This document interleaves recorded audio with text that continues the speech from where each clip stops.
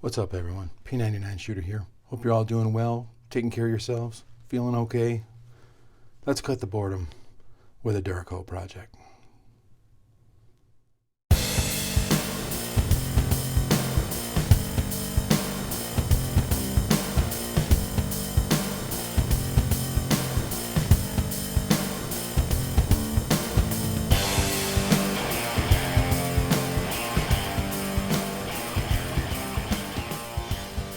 Okay guys, what we've got on the bench today is a Smith Wesson M&P 45 Shield, 45 ACP.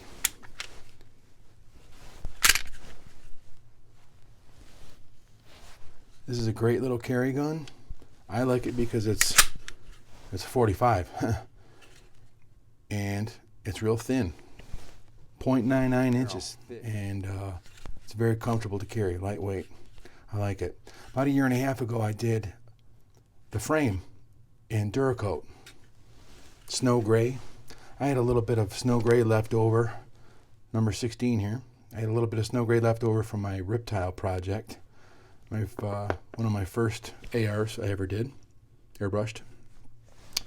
And I had so much left over, I thought, well, this is a good candidate. I had some scratches in the frame, so hey, looked pretty good. It's seen a lot of time in a Kydex holster, so it's taken very little wear. A little bit here on the trigger guard, a little bit under the dust cover here in the frame. That's pretty much it. It's been pretty good. I did media blast the frame, did a full disassembly and media blasted it, but it's come out good. And one thing I was going to show you real quick, I don't know if you caught that or not. You notice the uniform, how the gray goes uniform around the back. You didn't really catch it, did you? Well, I had to do something a little special. I'll show you. This is why the shield is. This is so important to be able to make sure your shield is empty before your disassembly. Lock it open. Take down lever. Let it forward. Comes right off. Okay.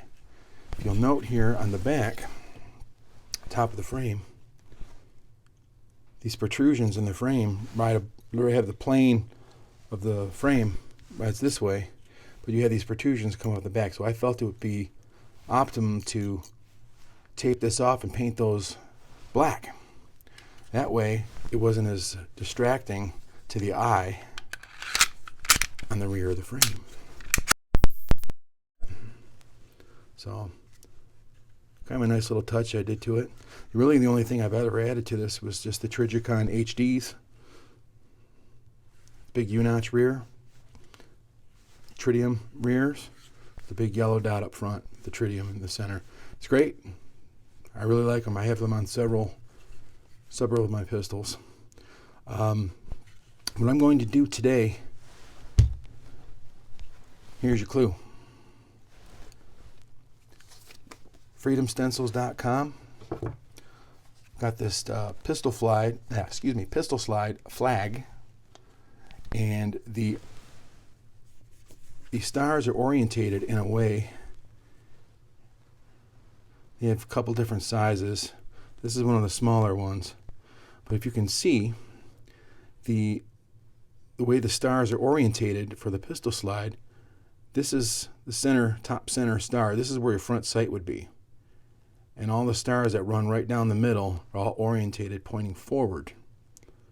And along the left side, the bottom 3 rows, the stars are all orientated upward. And then on the right side, the bottom 3 rows are orientated upward. So it'll look uniform on the side of the slide. So I'm going to use snow gray for the stars and bars on the frame, or on the slide, excuse me, and then do a little bit of distressing on the frame and on the slide with Duracoat number 4, matte black, tried and true. Used it for a lot of projects. It's good stuff. Now, prep work. You got this Armor Night finish on the shield slides. Stainless steel, but very heavy. It's like a Teflon coating. It's very slick, a lot of lubricity. Paint's not going to stick to it very well. You can't just put it right on there.